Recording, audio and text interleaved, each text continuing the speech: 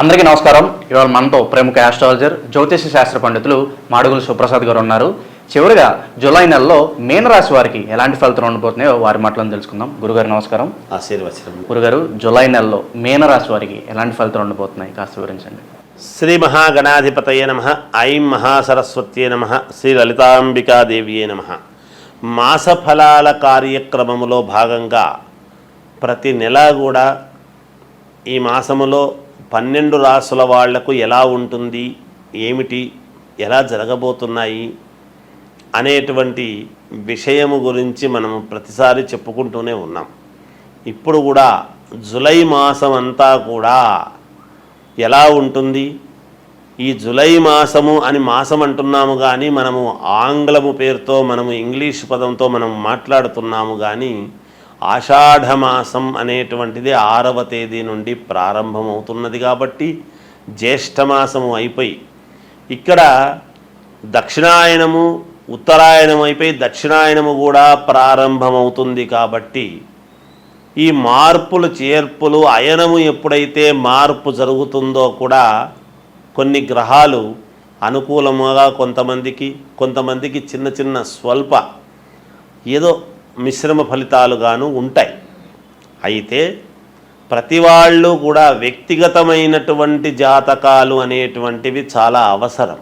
ముఖ్యంగా అందరూ ఒకే లగ్నములో పుట్టి ఉండరు కదా.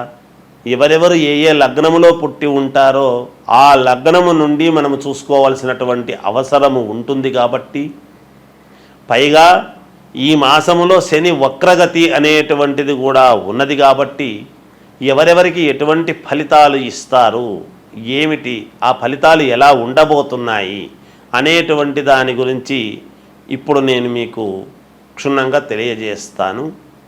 మీనరాశి వారికి ఈ జూలై మాసంలో చాలా అనుకూలముగా ఉన్నది. ఒకటి గమనించాలి, ఏలినాటి శని ప్రభావం అనేటువంటిది ఒకటి, తర్వాత రాహువు ఇక్కడే ఉండేటువంటి దాని వల్లను చిన్నపాటి ఇబ్బందులు ఉండినను చాలా మిగతా గ్రహాల వలన చాలా అనుకూలమైనటువంటి విధానముగా ఉన్నది. చేపట్టినటువంటి పనులన్నీ కూడా ఊహించని రీతిలో మీరు పూర్తి చేసుకోవటము జరుగుతుంది. అనుకున్న దానికంటే ఎక్కువ ఫలితాలు మీకు రావటము కూడా జరుగుతుంది గాక.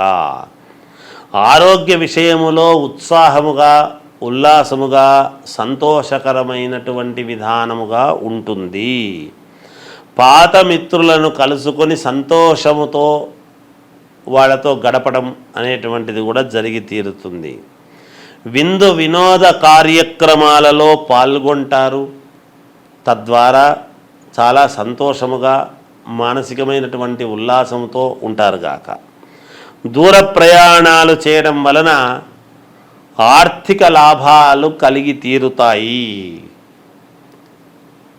సమాజములో పెద్దలను కలుసుకొని కీలక నిర్ణయాలను తీసుకుంటారు గాక.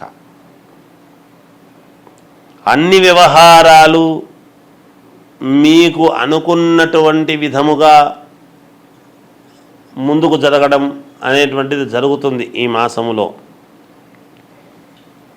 నూతన వస్తువులు ప్రాప్తి అనేటువంటిది అంటారు.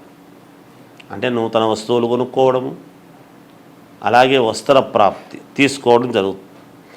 ఉద్యోగ విషయమై ఉద్యోగాల కోసము మీరు తాపత్రయపడేటువంటి వాళ్ళు, అప్లై చేయాలనుకునేటువంటి వాళ్ళు తప్పకుండా అప్లై చేయండి, మీకు మేలు జరుగుతుంది.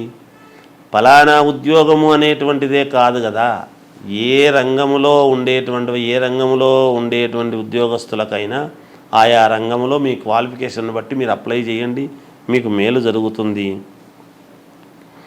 వ్యాపార పరంగా నూతన ఆలోచనలు అనేటువంటివి మీరు ఆలోచన చేసి అవి వెంటనే ఆచరణలో పెట్టడం కూడా జరుగుతుంది. అలాగే సానుకూలమైనటువంటి ఫలితాలు కూడా పొందుతారు. కీర్తి ప్రతిష్టలు పెరుగుతాయి గాక.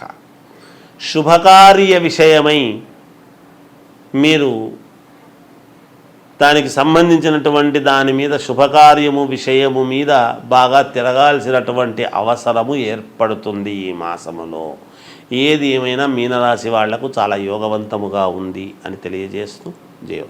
గురుగారు, అలాగే మీనరాశి వారు ఎటువంటి పరిహారాలు చేసుకుంటే వీళ్ళకి మంచి ఫలితాలు ఉంటాయి అంటారు? మీనరాశి వారికి ఎటువంటి ఈ పరిహారాలు చేసుకుంటే మంచి ఫలితాలు ఉంటాయి అంటే, మీ ఇంటి దేవుణ్ణి ఇష్టదేవుణ్ణి ఆరాధించండి, శివుణ్ణి ఆరాధించండి, పరమేశ్వరుణ్ణి సకలైశ్వర్య ప్రదాత పరమేశ్వరుణ్ణి ఆరాధించండి.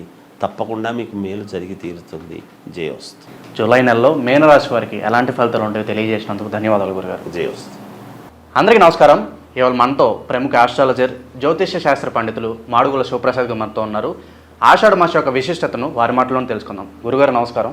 ఆశీర్వచనం నాయన. గురుగారు, ఆషాఢ మాసం యొక్క విశిష్టతను కాస్త వివరించండి. అలాగే ఆషాఢ మాసంలో చేయాల్సిన పనులు ఏంటి, చేయకూడని పనులు ఏంటి కాస్త వివరించండి గురుగారు. శ్రీ మహాగణాధిపతయే నమః. ఐం మహాసరస్వత్యే నమః. శ్రీ లలితాంబికాదేవ్యై నమః. ఆషాఢమాసము యొక్క విశిష్టత ఏమిటి, ఆషాఢమాసములో చేసుకోవాల్సినటువంటి పనులు ఏమిటి, చేసుకోకూడనివి ఏమిటి అనేటువంటివి సరే ఎంత తెలిసినా ఏదో ఒక అనుమానము, మానవులము సహజము కదా. ప్రతిదీ కూడా మనము సందేహము అనేటువంటిది వచ్చినప్పుడు తెలుసుకోవాలి అనేటువంటి దాంతో అడుగుతూ ఉంటారు. సర్వమానవాళికి తెలిసే విధముగా చెప్పటము మా వంతు కర్తవ్యముగా భావించి తెలియజేస్తూ ఉంటాం. ఆషాఢమాసం అనంగానే ఆషాఢమాసం వస్తుంది కదా, శుభకార్యాలు చేసుకోవటానికి అవకాశము ఉండదు అనేటువంటిది అందరికీ తెలిసిన విషయం. అంటే వివాహాలు, గృహప్రవేశాలు, శంకుస్థాపనలు, మామూలుగా పండితులు వీళ్ళు బ్రాహ్మలు అనేటప్పటికీ ఉపనయన కార్యక్రమాలు, ఒడుగు అంటాం. అలా ఇక్కడ తెలంగాణ భాష వడకలగ్నం అని ఏదో అంటాం. అలా ఉపనయన కార్యక్రమాలు కానీ, శంకుస్థాపనలు, భూమి పూజలు కానీ, ఏదైనా ఒక కొత్త వ్యాపారము ప్రారంభించాలి, చెయ్యాలి అని అనుకుంటే అవన్నీ ఆషాఢమాసము కదా నాయన, ఈ మాసము కాస్త ఆగి చేసుకోవచ్చు కదా అని ఇలాంటివన్నీ కూడా చెబుతూ ఉంటాం. సరే, ఎవరైనా కాన్పులైనారు అనేటప్పటికీ మరి పుణ్యపురుడు కాబట్టి ఇంట్లో పుణ్యాహవాచనము ఇట్లాంటివి ఇవి చేసుకోవచ్చు. ఆషాఢమాసములో చేసుకోకూడనివి అంటే శుభకార్యాలు ఏవి తలపెట్టేదానికి ఉండదు. అయితే ముందుగా ఎవరైనా పెళ్లి సంబంధాలు మాట్లాడుకున్న వాళ్ళు కానీ, వాళ్ళ ఇంటికి రావడము, వీళ్ళింటికి పోవడము, ఇటువంటివి ఏమో మామూలుగా సందర్భాన్ని బట్టి చేసుకోవచ్చు. ముందే మాట్లాడుంటారు కాబట్టి వాటికి ఏమీ ఇబ్బంది ఉండదు.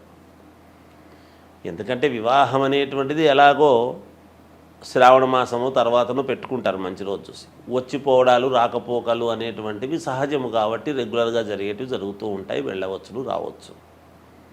అదొక మార్గం. ఇక ఆషాఢమాసము చేసుకోవాల్సినటువంటివి ఏమిటి? ఇప్పుడు ఇవి చేసుకోవటానికి లేదు. శుభకార్యాలు, వివాహము, తర్వాత ఉపనయనము, లేకపోతే మనము ఎంగేజ్మెంట్ కానీ, అంటే నిశ్చయతాంబూలాల కార్యక్రమము అని ఇలాంటివి చేసుకోవటానికి లేదు. శంకుస్థాపనలు, కొత్త వ్యాపారాలు ప్రారంభం చేసుకోవటం కానీ, ఏదైనా ఒక షాపు ఓపెనింగులు కానీ ఇవన్నీ చేసుకోకూడనివి.